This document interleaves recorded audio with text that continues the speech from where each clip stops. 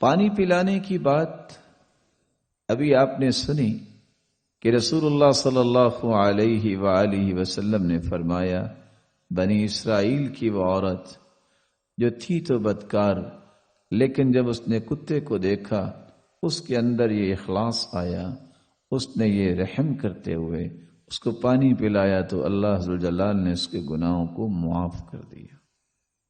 سیدنا انس رضی اللہ تعالی عنہ روایت کرتے ہیں، من اہتم بجوعۃ اخیہ المسلم فاطعمہ حتی یشبع وسقاہ حتی یروى غفر اللہ لہ۔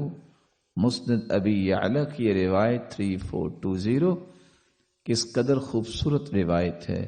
جو شخص کسی مسلمان کی بھوک کا اہتمام کرتا ہے، اسے کھلاتا ہے یہاں تک کہ وہ سیر ہو جاتا ہے، اور اسے پلاتا ہے کہ اس کی پیاس بجھ جاتی ہے، اللہ اس کے بدلے ہی اس کے گناہوں کو معاف کر دیتے ہیں۔ اب ایک وقت کا کھانا اور پانی پلانا یہ کتنا کو مہنگا ہے، جس سے انسان کے گناہوں کی بخشش ہو جاتی ہے۔